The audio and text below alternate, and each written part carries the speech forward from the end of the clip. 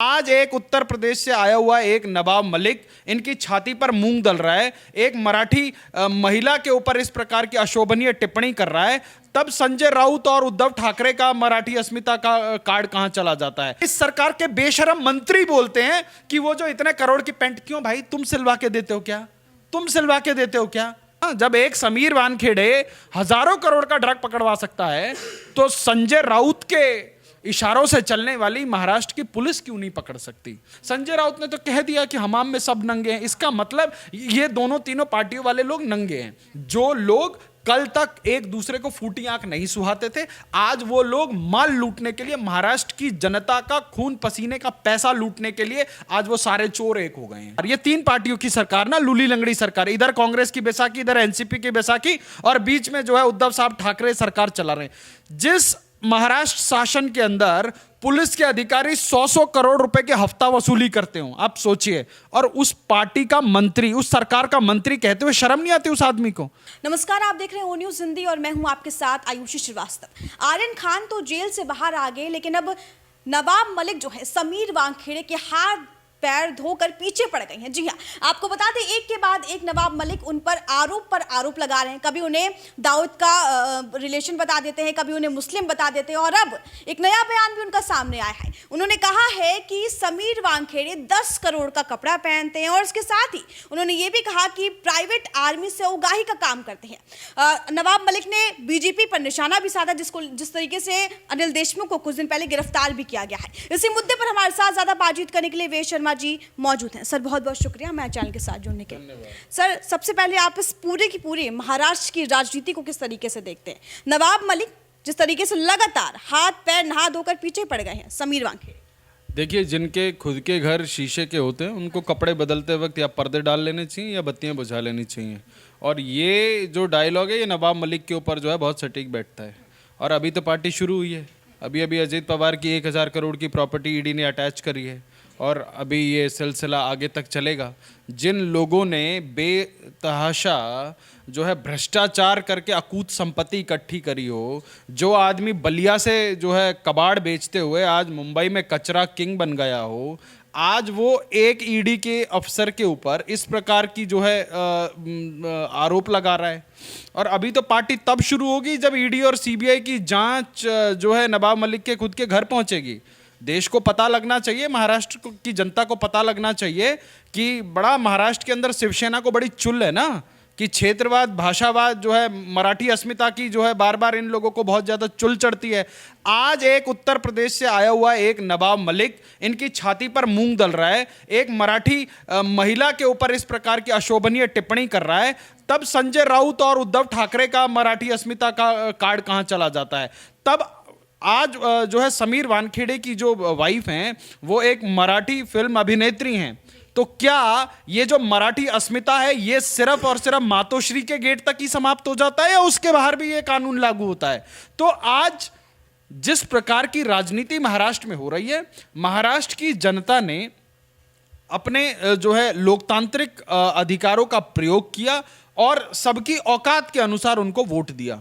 लगभग 140 सीटों पर भाजपा लड़ी, भाजपा को 105 सीटें मिली, 140 पर ही शिवसेना लड़ी, जो अपने आप को बहुत बड़ी तुर्रम कहां पार्टी समझती है, उसकी गिनती की 50-52 सीटें आई हैं। और उसके अलावा जिन पार्टियों का जो हश्र है वो तो है ही है। ये सिर्फ नरेंद्र मोदी और भाजपा को रोको अभियान के तहत इन लोगों ने ये बेमेल जो सरकार बनाई है, इस सरकार का एकमात्र लक्ष्य है कि कैसे महाराष्ट्र के अंदर जो है धन उगाही करना। अब आप सोचिए, जिसकी सरकार, ये तीन पार्टियों की सरकार ना, लूली लंगड़ी सरकार, इधर कांग्रेस की बैसाखी, इधर एनसीपी की बैसाखी और बीच में जो है उद्धव साहब ठाकरे सरकार चला रहे हैं। जिस महाराष्ट्र शासन के अंदर पुलिस के अधिकारी 100 करोड़ रुपए के हफ्ता वसूली करते हो, आप सोचिए, और उस पार्टी का मंत्री, उस सरकार का मंत्री कहते हुए शर्म नहीं आती उस आदमी को?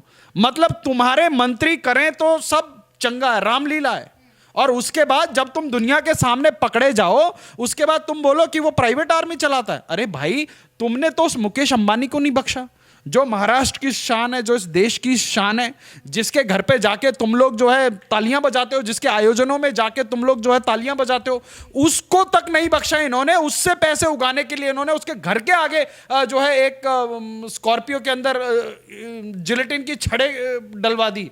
और आज कार्रवाई के नाम पे क्या हो रहा है आप सोचिए। महाराष्ट्र के अंदर संतों को बर्बरता से मार दिया गया। ये तथा कथित शिवसेना कहलाने वाली पार्टी ने आंख बंद कर लिया ताकि इटाली वाली अम्मा जो है बुरा ना मान जाए। और उसके बाद आज क्या हो रहा है महाराष्ट्र के अंदर जो है अपने दम पर जो है अपना एक मुकाम हासिल करने वाला कलाकार जो है जीवित नहीं बच पाया, वो उसको मौत के घाट उतार दिया। उसके साथ काम करने वाले उसके एक्स मैनेजर को मौत के घाट उतार दिया। और ये सरकार न्याय दिलाना तो छोड़िए साहब, ये सरकार जो है केंद्र की एजेंसियों को जो है काम नहीं करने देती। उसके बाद जाके सुप्रीम कोर्ट में 100 पन्नों के हलफनामे दायर करती है कि जो है यहां पे क्यों नहीं होना चाहिए। और इस सरकार के बेशरम मंत्री बोलते हैं कि वो जो इतने करोड़ की पेंट, क्यों भाई तुम सिलवा के देते हो क्या? तुम सिलवा के देते हो क्या? वो आदमी जो हजारों करोड़ की ड्रग पकड़वा सकता है। देखो नवाब मलिक के साथ प्रॉब्लम है। नवाब मलिक का दामाद जो है ड्रग के केस में जेल जाके आ चुका है।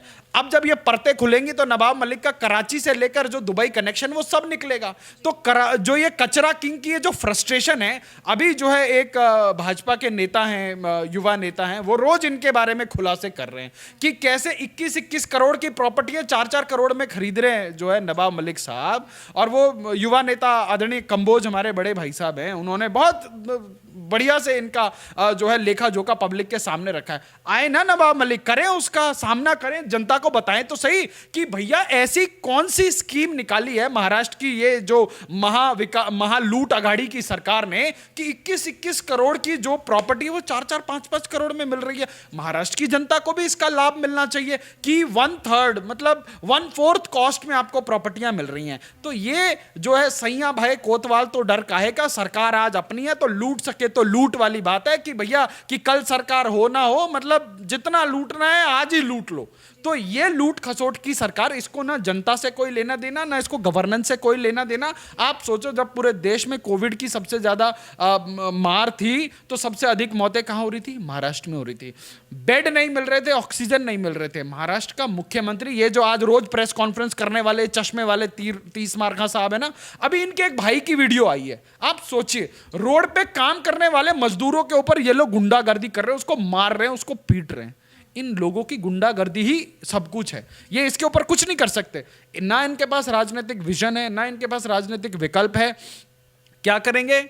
ये जो बॉलीवुड वाले जो इनके यहाँ ताली बजाने आते हैं, इनके जो ठुमके लगाने आते हैं, इनको जो है फ़ोन करेंगे, बोलेंगे हाँ भैया आपको इतना पैसा मिल जाएगा, आप जो है हमारे लिए world's best chief minister, world's best government करके जो है ट्वीट कीजिए। पीआर पे चलने वाली सरकार, उप मुख्यमंत्री का आप ट्विटर और फेसबुक चलाने का खर्चा सुनेंगे आपके होश उड़ जाएंगे। तो इस प्रकार जो सरकार चल रही है जिसका जनता से कोई लेना देना नहीं है। आने वाले दिनों में बीएमसी के चुनाव है, महाराष्ट्र की जनता दूध का दूध पानी का पानी कर देगी, क्योंकि जो पार्टी अपने उसूलों के साथ जो है समझौता कर सकती है सत्ता की लालच में, तो वो पार्टी कुछ भी कर सकती है। देखो एनसीपी और कांग्रेस तो पहले ही 15 साल मिलके सरकार चला चुके थे, तो जो सारी फ्रस्ट्रेशन थी वो इन तीनों के मिलके थी कि 5 साल सत्ता से दूर रहे, धंधा पानी बंद हो गया था।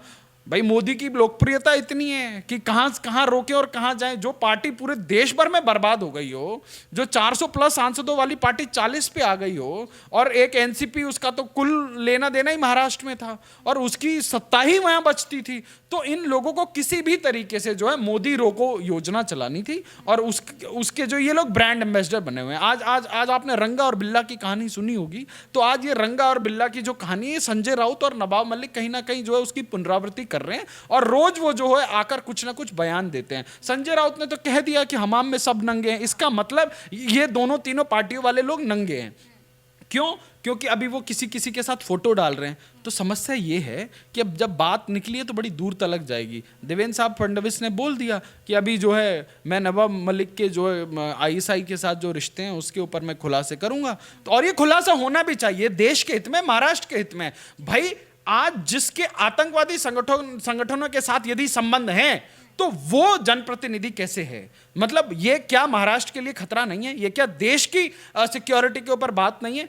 चाहे वो भाजपा का कितना बड़ा नेता हो, चाहे कार्यकर्ता हो, उसके पास यदि कोई जानकारी है, या महाराष्ट्र का कोई आम व्यक्ति भी हो, अगर उसके पास ऐसी जानकारी होती है तो महाराष्ट्र पुलिस को तो वो कराए ना करे, देश की केंद्रीय एजेंसीज को जरूर कराए, क्योंकि बेचारी महाराष्ट्र पुलिस की तो जो है एक मजबूरी हो गई है, क्योंकि जैसा साहेब बोलेंगे वैसा उनको ड्यूटी बजाना पड़ेगा। आप देखिए ना, वहां सरकार के खिलाफ कुछ बोल के देखिए, कंगना रनौत ने बोला तो उसका घर गिरवा दिया, जो बोल रहा है उसके खिलाफ कार्रवाई हो रही है। जहां सरकार पहुंच सकते हैं वहां सरकार से कार्रवाई करवाएंगे, नहीं तो जहां नहीं पहुंच सकते वहां गुंडों से कार्रवाई कराएंगे। आपने देखा सोशल मीडिया पे किसी ने लिखा तो उसके घर पहुंच के वो आर्मी के जो है एक सेवानिवृत्त अधिकारी थे नेवी के, उनको जो है ब्लैक एंड ब्लू पीट दिया। और जो लोग भगवान राम का विरोध करते हैं, जो लोग राम मंदिर का मजाक उड़ाते हैं, वो लोग जो है कुत्ते के भौंकने पर एक ट्वीट लिख देते हैं तो उनको ये सरकार जो है सिक्योरिटी उपलब्ध कराती है। तो आज आपको समझना पड़ेगा कि महाराष्ट्र की सरकार किस प्रकार का नैरेटिव चला रही है। जो लोग कल तक एक दूसरे को फूटी आंख नहीं सुहाते थे, आज वो लोग माल लूटने के लिए, महाराष्ट्र की जनता का खून पसीने का पैसा लूटने के लिए आज वो सारे चोर एक हो गए हैं। तो आज समझना पड़ेगा कि जो लोग कमजोरों के ऊपर जो है दादागिरी दिखा रहे हैं, जो लोग मजदूरों को जो है पीट कर अपनी जो है बदमाशी दिखा रहे हैं, जो लोग पत्रकारों को धमका रहे हैं, वो लोग किस मतलब उन लोगों को जो है सार्वजनिक जीवन में स्थान देना भी चाहिए। ये तो जनप्रतिनिधि बने बैठे हैं। तो ये देश की लोकतांत्रिक व्यवस्था के लिए कितना खतरनाक है, आज आपको समझना और देखना पड़ेगा। सर, नवाब मलिक ने तो यहाँ तक कह दिया था कि सीबीआई जांच हो समीर वानखेड़े पे, क्योंकि कहीं ना कहीं बीजेपी पैसे दे रही है उसको। हाँ बिल्कुल, अगर नवाब मलिक चाहते हैं सीबीआई जांच हो तो समीर वानखेड़े की भी जांच हो और नवाब मलिक की भी जांच हो, दूध का दूध पानी का पानी हो जाएगा। और जिस दिन दिल्ली से सीबीआई की टीम चलेगी ना जांच करने के लिए, उस दिन सबसे पहले फड़फड़ाने वाले व्यक्ति ही नवाब मलिक होंगे। आप सोचिए, इनका एक गृह मंत्री महीनों से गायब था, गृह मंत्री महीनों से गायब था, अब देखो वो अचानक से प्रकट हो गए, गिरफ्तारी भी हो गई। तो नवाब मलिक साहब थोड़ा धैर्य रखिए, क्योंकि देश के अंदर कानून से जो है काम चलता है, ना कि आसमानी किताब से। और ये जो आप बोल बच्चन रोज, अरे भैया सरकार तुम्हारी, प्रशासन तुम्हारा, सब कुछ तुम्हारा, और उसके बाद साहेब जो है रोज टीवी पे 24 घंटे में पत्रकार सम्मेलन करते हैं। आप बताइए, ये मतलब इससे बड़ी पराकाष्ठा क्या होगी? अरे भाई जाइए कोर्ट में जाइए, आप भी एक पिटीशन दाखिल कीजिए, देश के अंदर कानून का राज है, घबराहट किस बात से? क्यों राखी सावंत की तरह जो है रोज रोज जो है इस प्रकार का नाटक करते हैं माइलेज लेने के लिए? तो ये जो ड्रामेबाजी है ना, ये बंद होनी चाहिए। महाराष्ट्र की जनता को एक निकास चाहिए, महाराष्ट्र की जनता को विकास चाहिए, महाराष्ट्र की जनता को जो है कोविड से निजात चाहिए। क्या कर रहे हैं आप लोग? एक जो कोविड का हॉस्पिटल नहीं बना उस पर सैकड़ों करोड़ का घोटाला हो गया। और बातें देखो, ये लोग बातें करते थे जो है दाऊद इब्राहिम की, और वहां दाऊद इब्राहिम का जो है भिंडी बाजार में बिल्डिंग जो है मुंह चिढ़ाए खड़ा है, इनको गिरा के दिखाएं जरा, क्यों नहीं गिराते? जो बड़ी बड़ी बातें बोल वचन करने वाले लोग हैं, जब करने पे आते, आज तो इनकी सरकार है ना। चलो शिवसेना वाले कल तक बोल सकते थे कि हाँ भैया नहीं, हम तो अलायंस पार्टनर हैं, आज तो तुम्हारे साहेब ही सब कुछ है। तो ये जो महाराष्ट्र की जनता के साथ छल हुआ है, जो महाराष्ट्र की जनता ने मैंडेट दिया उसके साथ जो धोखा हुआ है, इसका परिणाम इन लोगों को भुगतना पड़ेगा और अच्छे से भुगतना पड़ेगा। सर, क्या नवाब मलिक को ये डर है कि अगर बीजेपी सामने आई, पोल खोलेगी, तो जो आपने बोला था कि बात निकली है तो दूर तक जाएगी, तमाम मंत्री भी फंसेंगे इसमें? देखिए, चाहे कोई मंत्री हो, चाहे कोई बॉलीवुड का बहुत बड़ा सेलिब्रिटी हो, चाहे कोई भी हो, यदि वो ड्रग्स के कारोबार में संलिप्त पाया जाता है, वो देश विरोधी जो है एजेंसीज हैं उन लोगों के साथ उसके संबंध पाए जाते हैं, तो निश्चित रूप से वो इस लोकतांत्रिक व्यवस्था के लिए खतरनाक है और वो इस देश में घुन की तरह इस देश को खोखला करने में लगा हुआ है। वो किसी भी पार्टी का हो, इससे फर्क नहीं पड़ता, वो कोई भी व्यक्ति हो। चूंकि वो लड़का 23 साल का है, वो लड़का बहुत बड़े सेलिब्रिटी का बेटा है, इसीलिए उसको कानून से निजात नहीं मिल सकती। तो आज आपको और हमको एक चीज समझनी पड़ेगी कि ये जो पीआर एजेंसीज वाले नैरेटिव चलाने की कोशिश कर रहे हैं ना, कभी आपने देखा होगा रवीना टंडन का बयान आता है, कभी आप देखते होंगे कि जो है ऋतिक रोशन एक ओपन लेटर लिखते हैं, कभी सुनील शेट्टी का बयान आता है। भैया तुम लोग क्या हो? तुम लोगों ने कोई इंडस्ट्री बनाई है क्या? इस देश के अंदर कोई प्रोडक्ट पैदा किया है क्या? तुम लोगों के नाचने गाने के ऊपर तो इस देश की जनता तुम्हें जो है लाला होठ होके तुम्हें जो है सर पे चढ़ा रही है। तुम लोगों ने इस देश के जो है कल्चरल कंट्रीब्यूशन कितना है, आज सवाल पूछना चाहिए बॉलीवुड के लोगों से, जो ये बोलते हैं ना कि वी आर इजी टारगेट्स। अरे भैया इजी मनी भी तो आप ही लोग बना रहे हो। एक साबुन की ऐड करके अरबों रुपए कमाते हैं, एक किसी रियलिटी शो का जो है एक एपिसोड करके 20-20, 25-25 करोड़ रुपए कमाते हैं। आज एक उद्योग चलाने वाला आदमी 25 करोड़ का मुनाफा करने के लिए उसको सोचना पड़ता है कि मुझे कितना जो है रेवेन्यू बनाना पड़ेगा। तो ये लोग जो आज हमारी छाती पे चढ़े बैठे हैं और उसके बाद जब इनको उंगलियां दिखाई जाती हैं, इनको शीशा दिखाया जाता है कि आप लोग गलत कर रहे हैं, तो ये लोग बहुत जल्दी से जो है सेफ पैसेज ढूंढने लगते हैं। बहुत जल्दी से जो है इनको जो है चाहिए कि भाई हमें जो है बख्श दिया जाए। आप सोचिए, बॉलीवुड टाउन के अंदर बड़े बड़े सेलिब्रिटीज़ के बच्चों की भी शादियां हुई हैं। उस शादियों के अंदर आईएसआई के करीबी से लेकर जो है पाकिस्तान के प्रधानमंत्री के करीबी लोग शिरकत करते हुए दिखे गए हैं। क्या देश को इसके ऊपर सवाल नहीं उठाना चाहिए? क्या देश के लोगों को इसके ऊपर चिंता नहीं होनी चाहिए कि आज जिनको हम अपने देश में हीरो बना रहे हैं, जिनको जो हम आइडल बना रहे हैं, उन लोगों के रिलेशन किन लोगों के साथ हैं, उन लोगों के व्यापारिक संबंध किन लोगों के साथ हैं। तो जिन लोगों का वो लोग पैसा इंडस्ट्री में लेके आ रहे हैं, तो उनका एजेंडा चलना स्वाभाविक है। आज आप बॉलीवुड की फिल्मों में देखिए क्या हो रहा है। आज उन फिल्मों में ये दिखाया जा रहा है कि एक जो ब्राह्मण होता है, जो पुजारी होता है, वो तो चोर होता है, वो ठग होता है, परंतु हलाला करने वाला जो इमाम होता है वो बहुत अच्छा होता है। जो हिंदू समाज से होगा वो बहुत गलत होगा, परंतु एक संप्रदाय विशेष का व्यक्ति जो है बहुत अच्छा होगा। इस प्रकार के नैरेटिव घुसेड़ने की जरूरत क्या है? क्या जरूरत है? मतलब आपको बिजनेस लेना है तो इस देश के सबसे बड़े जो है बहुसंख्यक समाज से बिजनेस लेना है, और उसके बाद उसी बहुसंख्यक समाज को आप जो है स्टीरियोटाइप करेंगे, और उसके बाद जब आपके ऊपर सवाल उठाए जाएंगे तो फिर आप जो है बचने की कोशिश करेंगे, फिर बोलेंगे कि जी हमें टारगेट किया जा रहा है। तो जो बॉलीवुड होना चाहिए था वो हमारे देश के अंदर हमारे कल्चर का एक दूतक होना चाहिए था। हमारे देश के कल्चर को विश्व भर में ले जाने वाला जो है एक ऐसा प्लेटफॉर्म होना चाहिए था। पर आज क्या हो रहा है, जिन लोगों का पैसा लग रहा है उन लोगों का एजेंडा चलाया जा रहा है। तो ये बड़ी एक खतरनाक प्रैक्टिस हो गई है। फिर उसके साथ साथ ये ड्रग से लेकर ये अंडरवर्ल्ड का जो कनेक्शन है, ये निश्चित रूप से देश के लिए खतरनाक है।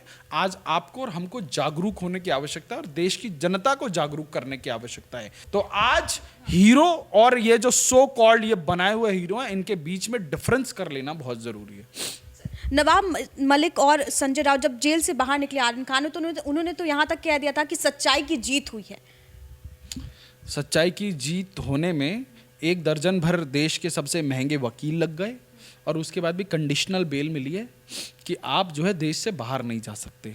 तो ये जो इतने बड़े बड़े वकीलों की फौज लगानी पड़ी नवाब मलिक साहब, क्योंकि आपका दर्द लाजमी है, क्योंकि आपका खुद दामाद जो है इस केस में फंस के आया है, और अब तो खबर आ रही है कि इसमें एनआईए भी जांच में इन्वॉल्व होगी। तो ये जो फड़फड़ाना है ना ये नवाब मलिक का, ये बिल्कुल लाजमी है, क्योंकि समस्या बहुत गहरी है और इनको लगता है कि अभी आर्यन खान तो झांकी है, पूरी फिल्म बाकी है। तो अभी देखते जाइए, तेल और तेल की धार अभी देश की जनता को देखना बाकी है। सर एक आखिरी सवाल आपसे लिए चलते हैं। नवाब मलिक से लेकर संजय राउत तक बीजेपी के पीछे पड़े हुए हैं। संजय राउत ने भी कहा है कि बीजेपी के खिलाफ कार्रवाई होगी, तमाम बड़े मंत्रियों के नाम सामने आएंगे, जब हम कार्रवाई करेंगे तो तमाम ऐसे ड्रग्स पैडलर्स जो सामने आएंगे, बीजेपी जो है वही जो है ड्रग्स का काम करती है। इस तरह के बयान संजय राउत ने भी दिए, नवाब मलिक ने भी दिए थे। संजय राउत की मजबूरी है, और मुझे संजय राउत के ऊपर बड़ा तरस आता है, क्योंकि संजय राउत, अब मैं क्या बोलूं, संजय राउत का आपने हाल देखा पिछले 1 साल से, वो क्या कर रहे हैं। क्योंकि एक होता है विजनरी नेता, पर मुझे मलाल इस बात का है कि राज्यसभा, जिसको हमारे देश में अपर हाउस बोला जाता है, उसके अंदर ऐसे नौटंकी लोगों को जो है राज्यसभा सांसद बनाकर भेज दिया जाता है। मुझे लगता है देश के अंदर कोई एक पैरामीटर होने चाहिए कि उस जो है राज्यसभा में जाने के लिए एटलीस्ट ये योग्यता होनी चाहिए। अरे जिस व्यक्ति को सुबह का शाम नहीं पता कि उसने सुबह क्या बोला और शाम को क्या बोल रहा है, वो व्यक्ति इत्तेफाक से हमारे देश के अंदर राज्यसभा का सांसद है। एक तरफ वो बोल रहे हैं कि जो है हम कार्रवाई करेंगे। अरे भाई 5 साल तो तुमने भाजपा के साथ सरकार चलाई, इसका मतलब तो तुम भी ड्रग पेडलिंग कर रहे थे। अगर तुम्हारे आरोप हैं कि भाजपा के नेता संलिप्त हैं, तो सरकार में तो तुम भी थे, और अब तो पिछले 2-2.5 साल से तुम्हारी सरकार है। किसने रोका है? पुलिस तुम्हारी, प्रशासन तुम्हारा, सब कुछ तुम्हारा। जब एक एनसीबी का अधिकारी हजारों करोड़ की ड्रग पकड़वा सकता है, तो संजय राउत तुम्हारी पुलिस जो स्कॉटलैंड यार्ड से कंपेयर करते हो, वो क्या सूंघ के बैठी है? उससे पकड़वाओ जरा, ड्रग पेडलर पकड़वाओ ना। जब एक समीर वानखेड़े हजारों करोड़ का ड्रग पकड़वा सकता है, तो संजय राउत के इशारों से चलने वाली महाराष्ट्र की पुलिस क्यों नहीं पकड़ सकती? तो अगर संजय राउत को जरा भी इस बात का इल्म है कि हाँ कि भाजपा वाले लोग इसमें सम्मिलित हैं, ये तो तुम्हारे लिए आपदा में अवसर है, पकड़ो, डालो जेल में, देश की जनता को बताओ, तुम्हारे लिए तो अपने आप को बोस्ट करने का बहुत बड़ा अवसर है। या तो संजय राउत बता दे कि हाँ भाई थोड़ी बहुत मिली भगत उनकी भी है, उनको भी जो है 2-4 टका मिला करता था। नहीं तो संजय राउत कार्रवाई करे। ये ऐसे जो है ये नौटंकी वाले आरोप लगाने से कुछ भी नहीं होता है। और महाराष्ट्र की जनता बहुत समझदार है। बहुत बहुत शुक्रिया सर हमारे साथ बातचीत करने के लिए। तो ये थे वेद शर्मा जी, जिन्होंने हमारे साथ इस मुद्दे पर खास बातचीत की। तमाम अपडेट्स के लिए आप बने रहिए ओ न्यूज़ हिंदी के साथ। जय हिंद।